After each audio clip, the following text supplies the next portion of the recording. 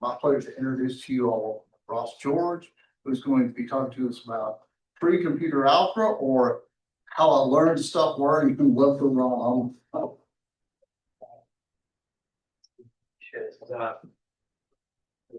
this over. Okay. It's interesting. We switched it over. Now that I switched it back, I just turned the whole thing off. okay, we're on here. Class.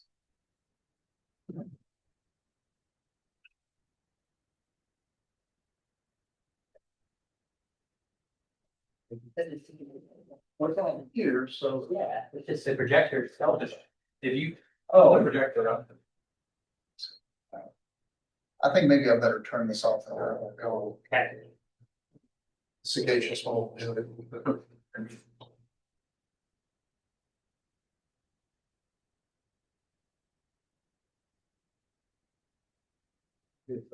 No.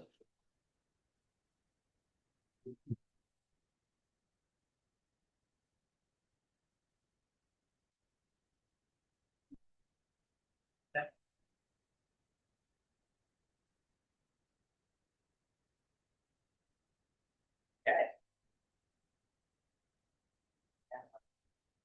If I can switch it. There we go. Okay, so I'm here to talk about pre-computer algebra. Can everyone hear me? Not to project. Alternate title, pre-computer algebra, or how I learned to stop worrying and love the ROM. That didn't look right on the slide. But just for starters, I asked you, this is math club. I know that. I like math club, but give me maybe 10 minutes of attention for something that is not necessarily about mathematics. And we'll tie it in a few minutes. And what I want to talk about is this concept of free software. And what is free software? And it's something that goes back kind of like to the early 80s. There was this, just the mundane kind of story is that a researcher working at MIT's AI laboratory in the early 80s had problems with the printer. He couldn't get the printer to work. And he wrote to HP asking for the source code to this printer so that he could debug it himself. He'd done this many times before. He always gotten it. But this time, HP said no. They said no on the grounds that the source code for this printer and its drivers were their intellectual property. And that they were proprietary, they were like trade secrets, and that they were going to retain that. And that the researcher couldn't even modify the printer. He wasn't authorized to do that. And he signed something saying that when he bought the printer, which he didn't even know. And that kind of launched this whole thing of free software. And kind of the fundamental idea behind free software, it's going to sound kind of circular, but it's software that allows you your core software freedoms. And these it's, you could say it's defined by this group called the Free Software Foundation, but I mean, they don't control it. It's just an idea. And those core freedoms are the rights to use, modify, study, and distribute software. So, and to do any of these things really to whatever extent or capacity you like.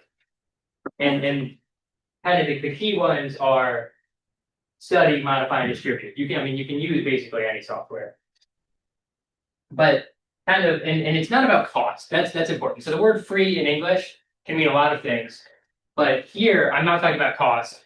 Like the crude expression people use is that it's free as in free speech, not as in free beer. Like you'll see that a lot, like on the internet if you look this stuff up. But now, like there is free software that costs money. Like it does exist. It's pretty rare actually. But like there's a couple instances. Like I use an extension in email, an email client that I pay like $5 a year for, even though it is free software. But what defines free software is really licensing. And every piece of software you've ever used, unless you wrote it yourself, is licensed in some way, shape, or form.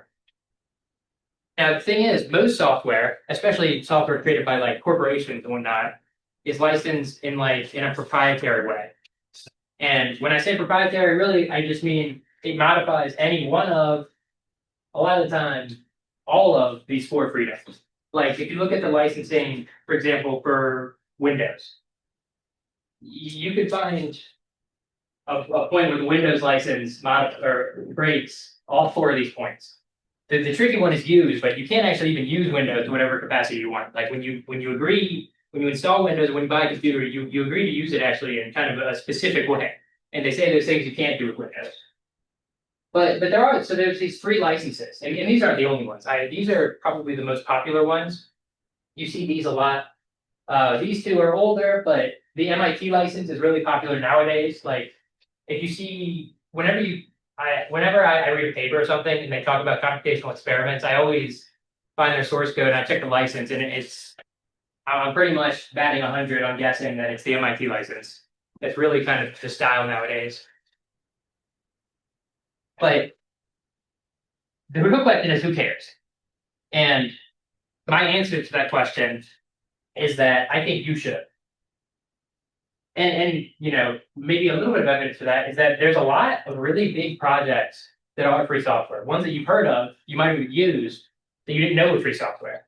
Like here's a pretty decent list of some great programs like Firefox, Git, and not GitHub, but Git itself, like the version control software. If you run locally, GitHub is like this thing that's owned by Microsoft. Almost every programming language, and when I say a programming language, really I mean like the most popular implementation of a programming language, like Python. When I say Python is free software, I mean the actual Python interpreter and all of the tools that come with it. I guess the language itself is just kind of this abstract thing. Linux is a really popular example as an operating system. Android, and I say kind of because if you buy a Google Pixel, that runs Android, but it runs like Google's modified version of Android that is not free software. But like fundamentally, Android itself is free software without any of these proprietary modifications. And Canvas, like learning that Canvas is free software actually shocked me. I learned that earlier this year. Like you can run your own version of Canvas. I don't think anyone would ever want to do that, but you could. Like the source code is out there and it's freely licensed. And another reason I think you should care is that you should control your own computing experience. And what I mean by that is that, like I remember, I haven't used Windows in a while now, but something that I always irked me about Windows was like, I would really get used to something and like it, like say the Notepad application. And then one day I open it and it's like completely different. And there's nothing you can do about that. You're at the mercy of whoever makes the software and whatever they want to do. And there's like this whole philosophical problem of like when companies make software, they're constantly requiring changes, even though those changes aren't for the better, just to say they changed something. So people can justify having their jobs and keeping them. But with free software, you can modify it in whatever way you want. If there's an update and you don't like it, you can just revert it. You can update some things and choose not to change others. And this next point sounds drastic, but I really do mean it that if you view these 4 software freedoms as true freedoms, then saying, why do you care about free software is like saying, why do you care about free speech? It's like, are you going to say anything that's illegal? Why would you do that? But just conceptually, it's about maintaining your own rights as a consumer and as a user of software. Now, a very popular term that you hear a lot is open source. And open source actually does not mean free. But put in like kind of a funny math terms, almost all open source software is free. Almost all free software is open source. And there's very little open source software that's not free. So like the real problem with open source is that, so I told you that free software preserves those 4 software freedoms. But open source kind of just means whatever someone wants it to mean. Like I remember somewhat recently, there was a software, it has something to do with like web development. It's called Fuzzy. And its creators call it open source. The source is available, but in the license, they retain the right to use it, to offer it like as software as a service, basically. It's like to host it and charge people money to use whatever service this is. And that's not free software because that's restricting your right to use software. And the thing is, open source, like there's no one solid definition. If you ask someone at Microsoft, they're going to say something different than if you ask someone at the Linux Foundation. Those 2 examples, they're going to give you very drastically different answers. And like open source is kind of a buzzword nowadays. Like In the same way that like every tech company says, cloud-based, AI, machine learning, they love this word open source. But something, if you pay attention, you'll notice is that they never use the word free to describe their software. And I think my own theory on this is basically just that like free is kind of a bad word when you're like a company and when your goal is to make money, even if it doesn't mean free of cost. It's a word that they just avoid generally. But they try to make everything open source. Like Microsoft has tons of open source projects. I would say probably at this point, the majority of their projects are open source, but obviously there's big ones that aren't. But it's just it's a buzzword. And now we'll move into the math, and we'll talk about free computer algebra. And the first question here is, what's computer algebra? And maybe you could kind of vaguely say that computer algebra is like the application of computers to modeling mathematics. Like this is another thing that's like not super well defined anywhere. But I would say that this is actually a bad question. Like it's a bad question in that it doesn't really matter. And the question that maybe we should ask is, what do we want from a computer algebra system? And I would say that there's probably 4 things we want. The first 3 are just arithmetic. And when I say arithmetic, you probably want beyond integers, like you want to be able to work with rational numbers because that's nice for a lot of calculations. Like it sucks when you add 2 fractions or something and you get a decimal and you have no clue what that really means. Symbolic manipulation is like you can add, say, x squared to x squared plus y, and you can get 2x squared plus y. And the ability to represent structure, this one's really big, but it's the ability to take some complex mathematical idea and represent it in your system so that you can manipulate it and do things and do the kind of things you might want to do in, say, research, for example. Now, these first 3 are things that really just boil down to like calculating things. They're all things that a great calculator could do. Like you could have a calculator that could do like light group theory and still just call it a calculator. What I think really makes a computer algebra system is you need the ability to program. And you need the ability to kind of programming basically gives you the ability to do whatever you want with the system, right? Like if you have this vague notion of like Turing completeness, theoretically you can literally do whatever you want in a computer algebra system.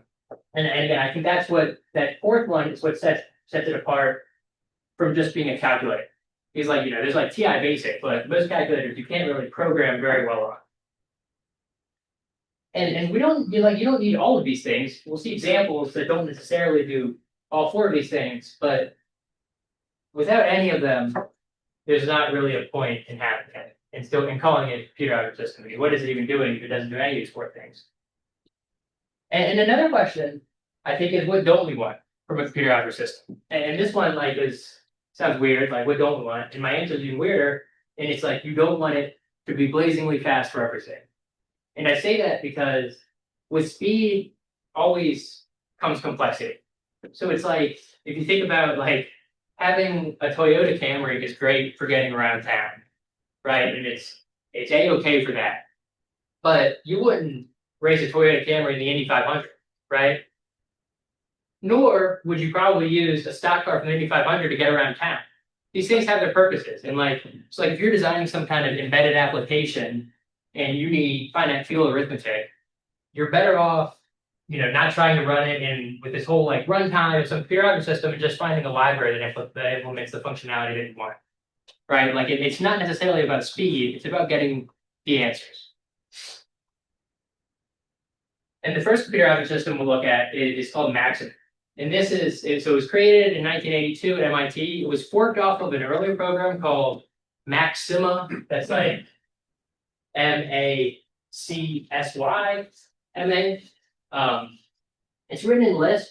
And the thing about Lisp is that it's like, you look at it and it's terrible, and you don't know what it means. But then once you actually learn the Lisp syntax, it's really readable. Like the source for Maxima is really readable. And if you want to learn computer algebra, like from a very technical level, I'd recommend looking at it. They actually have great, like their documentation has great explanations of how their algorithms are doing things, which like you don't necessarily see in a lot of documentation. Sometimes you just see, this algorithm does this, but they explain the process they use for like the integration or differentiation. And it comes with its own scripting language. And if you look it up, the depth, like everyone says the scripting language is a mix between Lisp and Algol, ALGOL. And that's funny to me because that doesn't mean anything to anyone under the age of like 60, right? I mean, who in this room has used Algol? That's my point. So, but the thing is, it's really it's like it's not a hard scripting language, and I recommend it. I think it's really good for symbolic computation, mostly calculus, but arithmetic's great and light algebra. I mean algebra kind of in the high school sense, not in the abstract sense, and it's very actively maintained. Like I'm on like the bug mailing list, and there's at least a couple emails every week of a bug fix. And I wanted to go through just a little example in Maxima. So let me pull up. I use it through a command line interface. You don't have to do this. Can people in the back see that? Is that a reasonable size? But the example I wanted to go through is an interesting integration, which is if you wanted to integrate a function. Well, first, actually, I'll tell you like the general syntax is that like you have constants, like you have pi, you can get a number out of that if you really want. But you also have these variables that are just kind of defined by virtue of being letters. And there's built-in functions and whatnot, and we'll see example of that now. But like if you take, say, you can take the derivative of say like x to the c with respect to x, and they give you an answer. And you can do a lot of really cool stuff like so like some integrals are integrals that you know how to do but are a pain to do. Like if you took x plus b squared times cosine a times x, like everyone in this room can do this integral, but do you really want to do it like every time you see it? And probably not. And it can do that. And it does it symbolically. It knows that a and b are kind of just these constants we want to differentiate with respect to x, or integrate with respect to x. And like a more complicated example is like if you take the square root the tangent of x, also with respect to x, and it gives you this, which like you see that and you're like, okay, what does that mean? And but so something really cool you can do is you can kind of do it step by step and figure out what it means. And I'll show you what I mean by that. So like first, we can define an integral in maybe the more abstract sense, like an antiderivative, if using this apostrophe. And if we use this apostrophe in front of this integrate expression, and I put the same thing in, so the square root of the tangent of x with respect to x, it just gives us this integral. But like not solve is the key thing. And something really cool. So when I was at Virginia Tech, I tutored for a long time. I tutored like all the undergrad math classes for the school. And I remember at the end of Calc 2, the integrals just got so painful to do. It's like if you didn't see it right away, you wouldn't get it. And I remember using this to figure out which U subs to do and which U subs give you the answers that you're looking for. And in Maxima, you can do U subs. I'm going to define this variable expression just so I don't have to keep writing. And now you see I'm outputting, or I'm referencing this seventh output, which is just this integral, not expanded. And now we can say change var, which is really just like a U sub. Same expression. We want to do like, so the obvious one, or the one that seems obvious, is maybe we'll do U equals square root of the tangent of x, and just see where that gets you. We want to end up with an interval with respect to u, change it from x, and now it asks us is u positive, negative, or zero, because that matters here. I'll say positive. And actually, something really cool we can do is we can just assume u is positive. And now if we did the same thing, it doesn't ask. It knows, it keeps this list of assumptions. I think it's in this facts function. You can see everything you try to assume. And the thing is, this integral actually isn't a whole lot better than the one we started with. There's not an obvious place to go. But if you use, instead of this, you use u equals the square root of 2 times the tangent of x, you end up with this, which like doesn't necessarily on its face look a lot better. And now I want to extract this expression inside the integral. So I'm going to do something with it. So if I say the percent sign references whatever the last output was, and we know that if we integrate this antiderivative, or if we differentiate this antiderivative with respect to u, we're going to end up with the integrand on the inside. And now we'll see like if there's anything we can do with this. There is, it factors. So we have this u to the fourth, and I think if you took like constant terms out, you end up with u to the fourth plus 4. And now Maxwell has a built-in partial fraction function. So we just want to do it with respect to u. And now we get this expression. And the really cool part is I'm going to split this into arguments. So r's, again, percentage just the last result. And we'll say the first term is, well, one kind of annoying thing is that it's one indexed, which when you work with zero indexes a lot is just a pain because you always mess up. You put in 0 and it says it doesn't know what that means. But so we can take like this first term and now say we wanted to substitute. If you might be able to kind of see that the obvious substitution is we want to get this to like something squared plus something. And if we use like really in this bottom part, it's u minus 1 squared plus 1. So if we substitute w equals u minus 1, which is u equals w plus 1, so w plus 1 in for u in this expression, we get this, which doesn't mean much. We can expand it. And we get this. And now these are both things that can be very easily integrated in the traditional sense. And it, like we could go through it even further, but I think it's safe now that we can just do that. And now if we go back and we back substitute, so let's see, we said that u was w plus 1, so w is u minus 1, but u originally was the square root of 2 times the tangent of x, and it's that minus 1. Make sure I type it in right. W is u minus 1. I did. Everywhere we see w in the previous expression. And now we get this, which like doesn't necessarily look a lot better, but we're going to come back to that. We'll store that in like this f1, and we'll come back to it in a second. Now we can work with the second term, terms 2. And we do something similar, but this time the bottom splits into being u plus 1 squared plus 1. So substituting w equals u plus 1 is the same as substituting u equals w minus 1 in this expression. W minus 1. And we end up with this, and again, we can expand it, and we'll see that it expands to something that we know how to integrate in the usual sense. With respect to w. Okay, that's not too bad.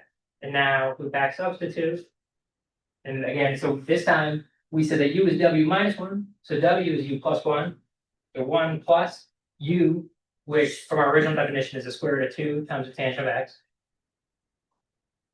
Everywhere we see w, we want to put that instead. Okay, now we'll call this part f2. And now we can define this just f, which we'll say is our f1 plus our f2 plus some constant c. We have this whole like mess. And I'm claiming, and if I've typed everything right so far, which I hope I have, that this actually ends up being the antiderivative of the function we started with. So if we took the derivative of this, percent sign with respect to x, we end up with this, which like is a horrible, gruesome mess. But we might be able to simplify it as a rational. We end up with this, which if you in Maximal won't simplify this because it's like it doesn't necessarily like know off the top of its head all the trig substitutions. But if we wanted to, we can just substitute because we know this is true. We can substitute tangent of x squared plus 1 everywhere we see secant of x squared. And then now it sees it can just divide out and we end up with what we started with. So you see, that's like you found the antiderivative. You actually know the steps to find the antiderivative, but you've saved yourself a lot of handwork in the process. Like the stuff that might not be too convenient. And I've always found Maximo really, really nice for this stuff, even though like the syntax is a little weird, the whole thing's a bit funky. I always thought it was really great for this kind of these calculated tasks. I also love the way it like prints like Excel. Not a lot of programs do that. I always thought it was pretty neat. Does anyone use Maxima? Oh, well, yeah, I mean, Maxima's really great. And you don't have to use it, like, I use it in the command line, but I use everything in the command line. That's just like I love doing everything in the command line. But like, there's like a notebook system where like, if you know, like Jupyter notebooks or like Mathematica notebook system, it's more similar to that, like the outputs in LaTeX, and it's really nice. But, maybe we'll move on from Maxima. And next we can talk about one that I think someone in this room used, which is GAP. Like, who's used GAP? Got one person. GAP's great. So GAP stands for Groups, Algebra, and Programming. And that's pretty much what it does. Created in '88. It's all written in C, which like the downside of being written in C, in my opinion, is that it's a lot less readable. If you try to look at the source, it's harder to piece together what's going on than it is like I think that the Maxima source is really readable. The GAP source, like it's not unintelligible, but it's definitely you have to put more thinking power to understand what's going on. It also comes with a custom scripting language. If you're picking up on a pattern there, that's definitely not an accident. These systems were made in a time that it basically predates any decent scripting language. All the languages at the time that these were made were most were compiled. And you definitely don't want something compiled for this because you want to be able to do it on the fly. The only non-compiled languages are like shell languages like Bash or Windows Bash language. But that also that doesn't have anywhere near enough programming constructs to do what we need to do. So they all implement their own custom scripting languages, and sometimes it's really hard to remember the differences. Like, I'll show you in a second. There's one specific thing about the GAP syntax that I get wrong every time I do it. But it's really good for group theory. Like, I've actually talked to a couple of algebra professors, and they both I think I asked 3, and they all 3 told me that they use GAP. And it's still like Maxima. It's very actively maintained. People are constantly making updates. I think I'm on the mailing list for that too. And there's at least one a week, just some random bug. And I'll show you. So I wish I knew about GAP when I took say undergrad group theory or something. I think I could have saved myself some time and effort. Oh, so what GAP is really good, and GAP does a lot, but what I think it really excels at is this readable. Okay. What GAP's really good at is group theory. That's what the G stands for. So that's that's kind of to be expected. So it has built-in, so equality or assignment GAP is not this, which it is in every modern programming language. It's kind of the more math syntax of colon equals. We can define, say, the dihedral group on 8 elements or something. And there's a ton of group built-ins. For most of the groups that you would run into, there's probably a built-in, and if not, it really isn't that hard to define. You can also just define a group in terms of, and I hope I get the syntax on this right, in terms of its generators represented as permutations. I didn't do the assignment. I said there's something that I do wrong every time, and it's that. I always forget that operator. You see, now we have a group that's generated by these permutations, and depending on how much group theory you've done, that gives you all the groups, really. Or at least all the discrete groups, we'll call it. So but you can do a lot more really cool things. You can take, if we define another group that's also on kind of the same base set, we can take, where's closure group or group closure? Nope, it's closure group of G and H.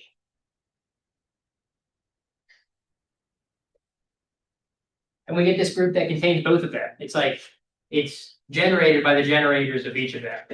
And that sounds silly, but sometimes at least I've been working with groups, if you have subgroups of a given group and you're what the heck does the smallest subgroup that contains both of these groups actually look like? And that's not necessarily always super trivial. Another really cool thing you can do. So let's see, I'm hoping I'll remember all this. We can define a function, say, so there's this built-in all groups. We give it 10, it returns all the groups of order 10. And like you can easily define a function, like say we want to define a function, not random group element, just random group, it takes a number and it spits out a random element from all groups of order n. And now, if we wanted a random group of order 100, we can just generate one.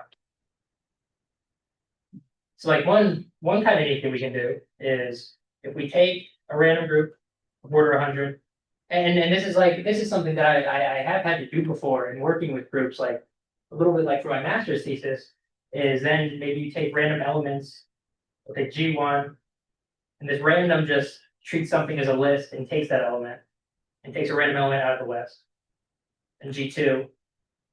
Then we can say, okay, let's define H as the subgroup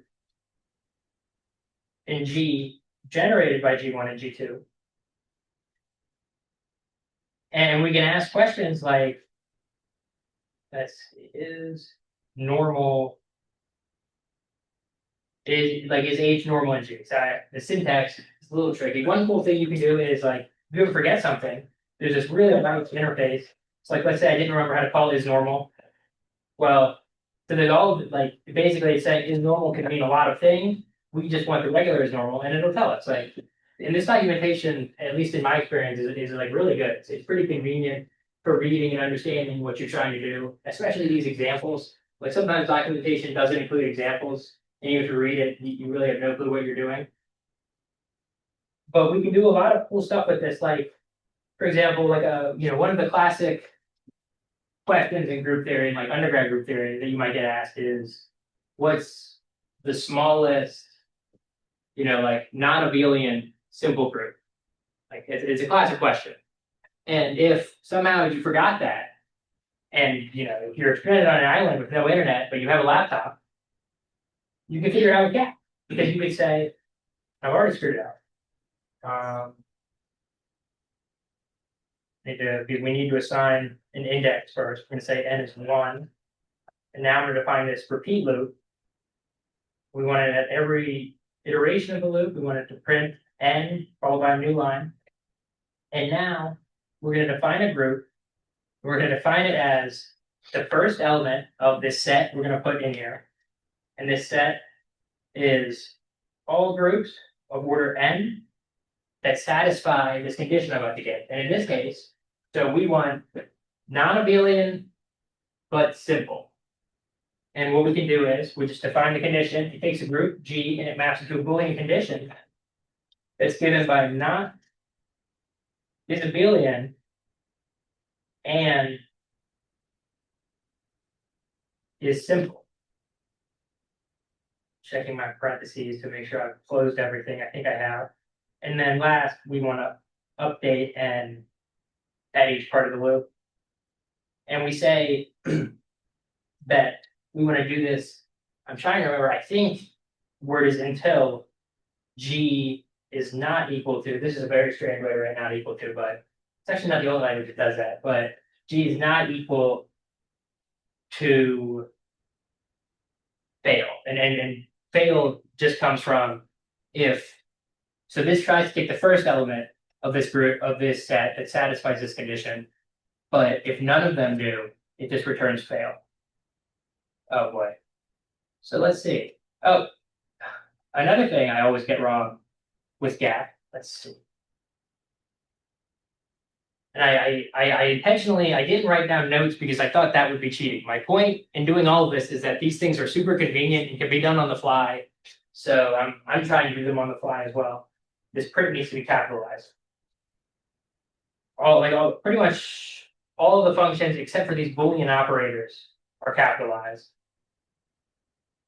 Now let's see, go back up at last.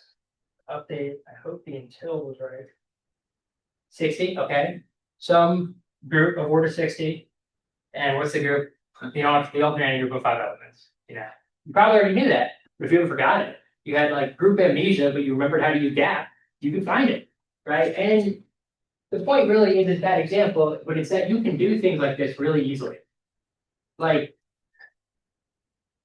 an embarrassing admission is that I was doing something on like a splitting field of the cubic equation, and I couldn't remember what the other so there's two groups of order 6. I couldn't remember what the other one looked like. I knew one of them was Z6.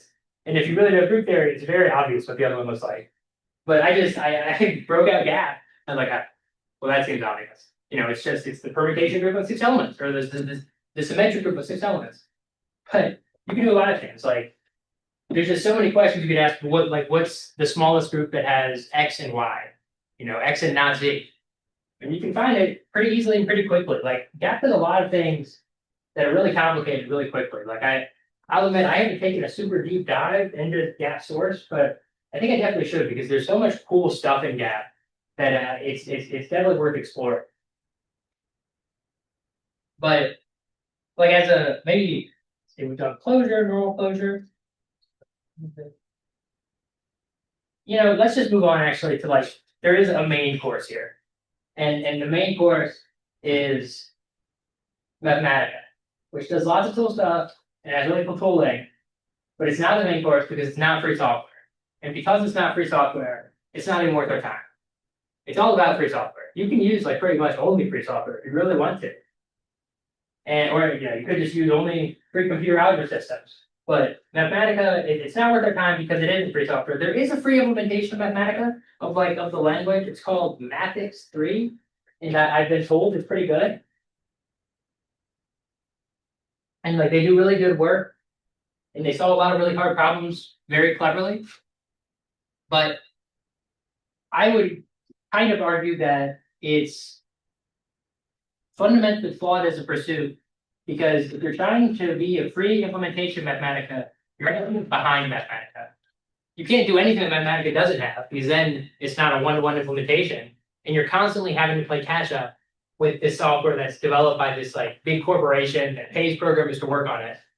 So you know you can try to play the game, but you might be better off just not playing in the first place. So the next natural question is there like a free jack of all trades, something that does a lot of things at once that's also free software? Like the big advantage of Mathematica, I would say, is that it does everything. Like a lot of the things you might want to do, Mathematica probably does it. Like, you know, we looked at Maxima. Maxima doesn't do algebra really, abstract algebra. Gap doesn't really do calculus. I don't think Gap does calculus at all. Like, but is there a jack of all trades? And the answer is, of course, yes, it's SageMath. I'm sure. How many people use SageMath? See, yes, SageMath is popular. And SageMath is really cool for a lot of reasons. For one thing, so it's built on Python. Like it's like a superset of Python. It's Python plus minus a couple annoying features and plus a lot of like built-ins and other features. Lots of built-ins for math, like things that are already defined. Actually, a lot of the things, like if you try to do, say, calculus in SageMath, most of the time it'll default to using Maxima as a backend. Or if you do algebra, if you do group theory, it'll default to using Gap as a backend. It's built on a collection of, I think, like 20 different free computer algebra programs. And like the people who make SageMath are saints, because it's like a nightmare to manage all those things and manage like individual updates and making sure that everything's compatible. But they do a really good job of like SageMath. I've used SageMath like 3 years and it's only broken once. I do like nightly updates, and because Python itself updated something and didn't tell anybody. It broke a bunch of projects in the same day. It was last semester. But the command line interface, again, I use command line interfaces if you don't have to. It's like IPython, which is like the interactive Python shell, plus a few nice just shell commands. We'll look at examples of this in just a second. A lot of people use Jupyter notebooks, which is like, I think you kind of run this server locally, and then you can go to your browser, and it's like really convenient. Like you can get LaTeX representations. I mean, I don't, just because I use everything in the CLI. Big command line fan. And it's the Python makes it so convenient for many reasons, but like if you've ever written Python, and I'm sure if you even use SageMath, how many people have written Python? Right, like almost everybody. And it's like it's very intuitive the way Python works. Like there's no features of Python you're like, wow, I really wouldn't expect it to be that way. Python is one of the most, and if you know me personally, it's strange to say this because I spend a lot of my free time hating on Python. But it is so darn convenient that it completely makes up for all the things I have against it. It completely makes up for in how convenient it is. Like, so to paraphrase a famous chess player who was talking about something else, the ability to use Python is a sign of a gentleman, but the ability to use Python well is a sign of a wasted life. But it's not hard to use Python at all. And that's, we'll see in a second. So like, first we'll do, so symbolic computation, which is one of the first things we talked about. And I'm mixing arithmetic and symbolic computation all into one here. We have all the basic stuff, you get your variables, there's assumptions just like in Mathematica. Stuff over rationals works great, all that arithmetic, and that's not too hard. It has a really nice kind of system for roots. Number fields are pretty easy to work with as well. Functions, and when I'm saying functions, I mean functions like as maps, not as functions in like programming, but like you can define a function that takes x and maps it to x plus 1. And all the same calc stuff, and like pretty much, I'm sure this isn't actually 100% true because there's some, I'm sure there's an obscure exception, but I think everything that you can do in Maxima, you can do in SageMath. Actually, you can call Maxima directly in SageMath, they're one-to-one compatible. And like you can always, so it tries to do things as symbolically as possible, but you can also always get numbers. I mean, in any sense that numbers make sense. Like, if you take the square root of 2 and you add an integer to it, it'll give you that integer plus the square root of 2. But then if you actually want to know what that is, it's really easy. And again, we'll see. I'm going to say a lot of things, then we'll get into some examples. Math and SageMath, I mean, it's in the name. It has really great tooling for like a lot of really common algebra structure. I mean, pretty much anything you could want. Like, there's categories, groups, fields, number fields. I mean, anything you could ask for really. And everything's defined in terms of Python classes, which seems obvious. It's built on Python. Well, I should say Python or Cython. Cython is like, it's kind of like Python written in C, but it's usually much faster, but it's also like an abomination. If Python written in C, it sounds terrible, it is pretty terrible. But what a class being written in Python means is it's super easy to extend. Like, for example, I worked for my master's thesis, I was working with kind of a generalization of a very common type of error correcting code, but like in a very generalized form. And I was having trouble, like, it's something that not a lot of people really care about, I guess. So I was having trouble, like I was trying to do all these things on my own. And eventually I just found, so I was working with kind of an extension of cyclic codes. I just took Sage's implementation of cyclic codes and I just changed it, however much it had to be changed. But most of the functions remain the exact same. And it's really extendable is my point. Like when there's something implemented and you just need to generalize a little bit, the tooling's all there. You just need to change whatever you might need to change. And people are constantly adding new features. Like, to give an example of how like it's a really collaborative project. I think last week I was probably putting off doing some assignment or something, but I was kind of playing around and thinking about this very strange group structure. And I found some SageMath documentation and I was just reading through it. Lo and behold, one of my undergrad combinatorics professor wrote this whole routine that does exactly what I wanted to do. But to my knowledge, I mean, I've never seen the guy use a computer. And he's a very unique name. So it's definitely the same guy. But it was just really cool because I was like, wow, like I know this guy. He's in this data documentation. He wrote this whole function, this whole class of things that I'm looking for. Like it really is a really nice collaborative environment of like, definitely definitely at least the low thousands of people have put their time and effort into it to make a really nice product. And people are constantly expanding it. There's like, if you go to GitHub, there's probably like 50 open issues right now. Some of them are easy, some of them are really hard. But it's constantly being updated. Programming in SageMath really isn't different than programming in Python. And something I like to think about SageMath in that you can shift the focus from syntax to math, because like with Mathematica or Gap, you kind of have to be like, how do I do this in the Gap language, Mathematical language? Well, you probably got to do it in Python, and now you can actually focus on the math. And like, so if you make an integer in Sage, it actually overwrites the basic Python class. So like, because the Python integer class like is useless to Sage. Sage wants an integer, that's a member of the integer ring that you can do these operations on. And the Python default integer implementation is no good for that. Same with like floats, like any of the basic Python numeric types are overridden. And I mean, all the control flow, like all the abstraction stuff comes directly from Python. It's exactly what you'd expect. And I want to go over an example. And I want to talk about Boolean enumeration, which is kind of this thing in abstract algebra. Actually, maybe before we do that, we'll talk just a little bit about what Sage looks like generally. So,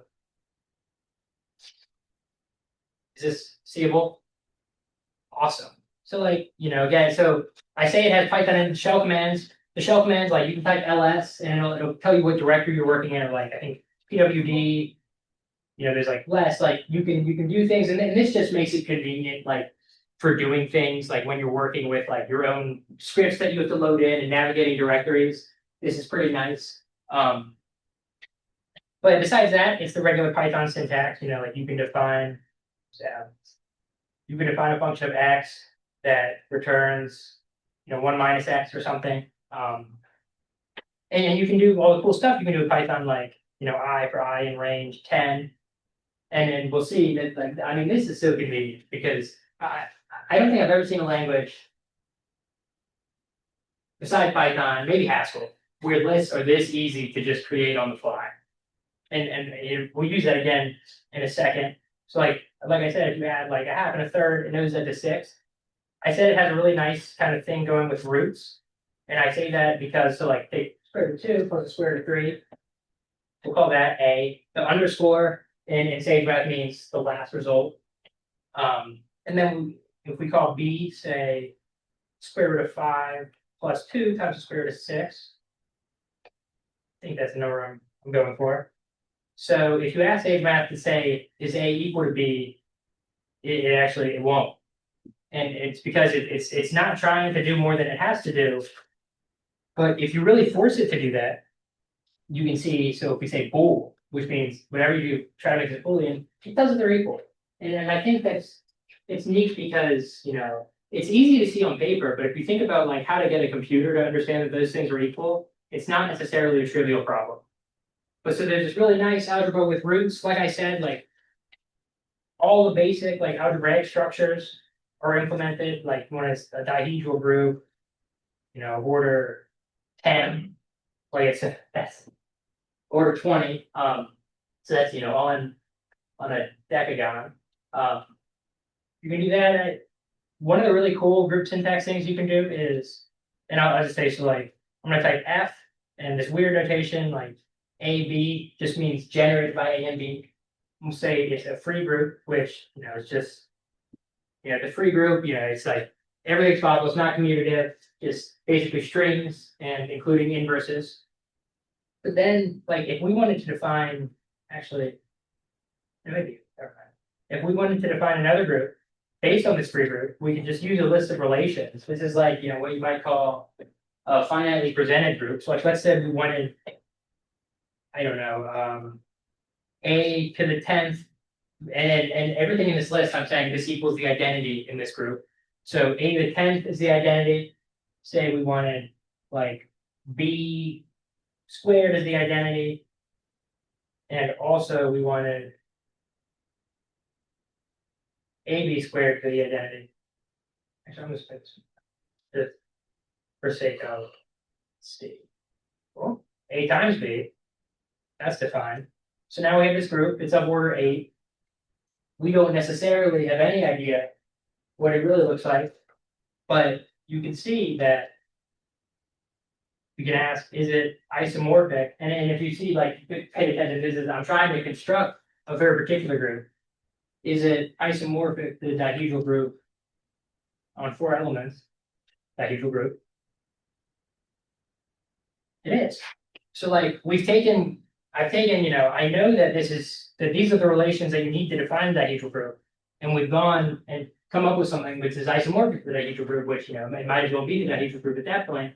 And it's really cool that you can do these things with such ease. I'm trying to watch the time, I think, yeah, I'll just run through this next example. So point enumeration, the math here isn't important. I present the math just so it makes sense what I'm gonna do, but what I'm doing doesn't really matter. The motivating question is for some integer n, how many graphs exist on n vertices, unlabeled graphs. If you have two labeled graphs, we call them the same. If one's a relabeling of the vertices of the other. So if there's some permutation between vertices that make these graphs vertex labelings that make the graphs the same, then we'll just say they're the same. Okay, in algebra, the point enumeration theorem tells us how we can count colorings of some object given a group of symmetries on that set.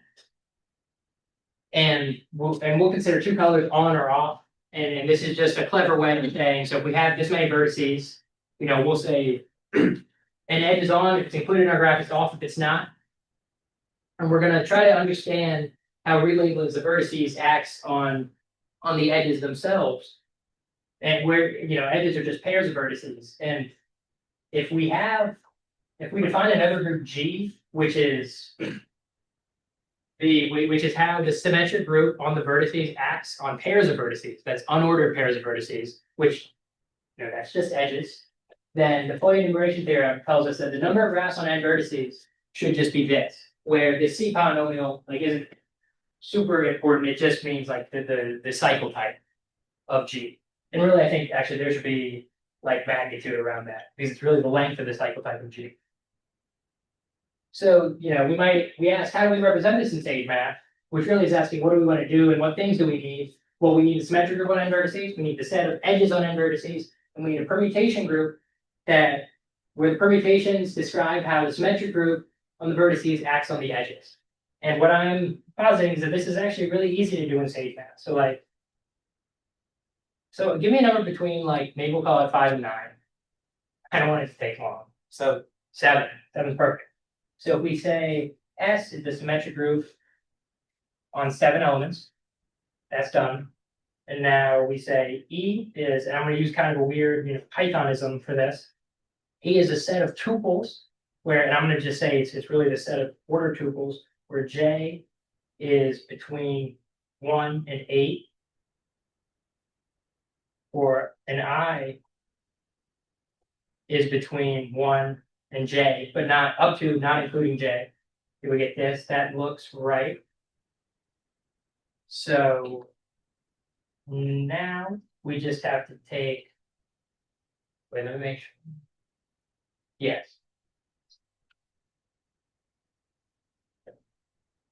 We can just define, actually, hold on, I'm making sure I'm thinking about it right. I think I actually want these 1, 2, 1, 3, 2, 3.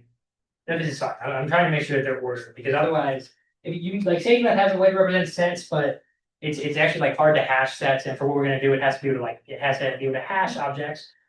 We need to define a group action, which we'll just say describes on some edge, and it's going to give the tuple of the sorted set, which is described by G acting on each of the vertices or vertex in edge. I think that's right. We can see if it's right for sure by just taking some element of our group, say the third one, and some edge. Okay, perfect. And it gives us an edge out. That's what we had to make sure. Now we can define a permutation group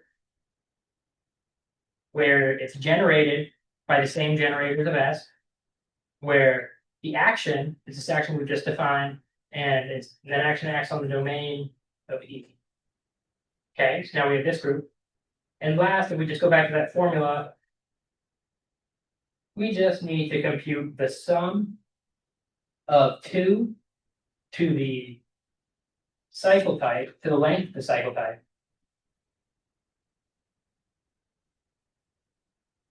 for every element of G. I don't think, nope. Should be a parenthesis right here. It's this. We need to divide this by order of G. 1044. And now I have this link here. I honestly don't know off the top of my head. That's right. It's weird. The link isn't working, but OEIS, graphs and vertices. I think that's right. Like if I remember this list at all. Number of simple graphs? Nope, not simple graphs. Simple connected graphs. I don't know why this link isn't working, but just take my word for it that that's right. Because I'm pretty sure it is. Let's see, graphs on 7 vertices. See, it's not 7 because it's, I don't know why this link isn't working. Anyway, that's not really that important. I think that is the correct number of unlabeled graphs on 7 vertices, and that's that's allowing yourself to have empty vertices. Yeah, that's a bummer. I thought that would be cool. I'm getting distracted. It's not really relevant. Trust me, that's the number because the Pauli enumeration theorem tells us that's the number. That is the number. But anyway, so just to summarize on SageMath, it's free. It builds on a lot of other computer algebra systems. It's super actively maintained. There's activity every day in the repo, and it has the implementations and frameworks that you might need for just about any common task you could come up with. And I wanted to end talking about some other free computer algebra systems that I haven't mentioned. They're worth mentioning. The first one is Oscar. Oscar is written like on top of Julia. I don't know if like a lot of people have heard of Oscar. I don't think it's super popular. It's very young. Like there's a lot of basic stuff that hasn't really been implemented in Oscar so far. Like the linear algebra is kind of dodgy at the moment, but I think Oscar is going to be really cool in the coming years. Because Julia is really cool. Like Julia kind of has the same Python thing going where it's convenient, but maybe under the hood, Julia is a little nicer than Python. Macaulay, which I've always heard about Macaulay, but it's really called Macaulay 2. It's pretty old, but it's really good for commutative algebra and algebraic geometry. Another custom language. Axiom, also a custom language built in Lisp. I say periodically maintained because I've seen some people online saying it was a major release within the past year, but their website said there hasn't been one in like 5 years. So I really don't know what the deal with Axiom is. But if it's where I thought it was worth mentioning because it's what's called, I hadn't heard of this before I found Axiom, a literate program, which is like its documentation is its own code. So it's like self-documented in its own source. And if you read the source code, like that sounds weird, but if you read the source code, you see it's really, really creatively written. And it tells you everything you need to know. Pari, so Pari is a C library, but there's this protocol called GP that lets you access Pari functions. It's designed for fast number theory. I also have had a ton of professors tell me that they use Pari, like in C++ for computations, for anything intensive. It's also very actively maintained. And the last one worth mentioning is, I think it's FreeCast. I honestly don't know how to pronounce it. And this was forked off Axiom in 2007. It tries to be something that's very complete in the sense like SageMath, like it can do pretty much anything. The language is very neat because it's like very strongly typed, and its algebra is all written in a really custom language that's called STAD, with like they've written their own compiler. But it's really cool if you look at it. It's like it kind of reads like Haskell. It's very fundamentally based on functional programming and category theory. And their whole algebra backend is written in this custom language. And I think it's pretty neat. I thought it would take too much explanation just to explain the syntax, because the syntax is kind of weird for this, but if you're interested, you should definitely take a look. What does the future look like? I don't know. But you can take an educated guess based on the current trends in software, which, if you like spend any time on Twitter, on a certain part of Twitter, you know that the trend in software, like everyone's into functional programming, memory safety, and machine learning. The first two, you definitely see how those could be applied to computer algebra. Machine learning, I don't know. I don't really know about that stuff. Maybe it could, maybe it couldn't. But I think definitely memory safety and functional programming, like where you kind of say you assume anything written in C isn't necessarily memory safe. And functional programming is cool because it's fundamentally based in category theory, which if you're into category theory, makes functional programming like very fun. And you can do a lot of things like this whole I talked about that STAD language is really fundamentally based in category theory. But the slides with the links can be found at my website at this link. And are there any questions? I don't have. Yes. You were saying that you have problems with Python. So then what is your language of choice? I use a lot of languages for anything that's not math. I use Perl, and I mean for math, I usually if I'm not using SageMath, I use Haskell. Haskell's pretty neat. It's functional. If you like category theory, you like Haskell. Any other questions? Okay. Have a good weekend. Thank you.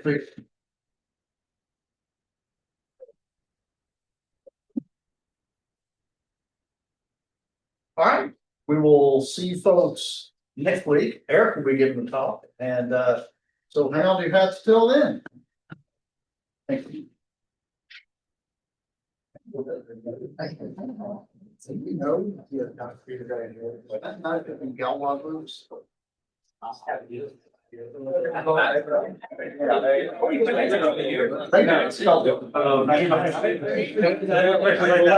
knew mathematics. That'd be great. I'm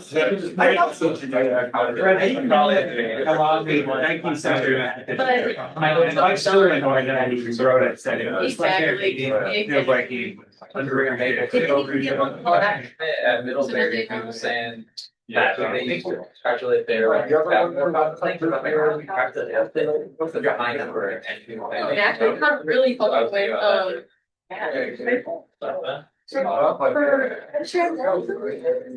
The best part of it, I love this, there's like. At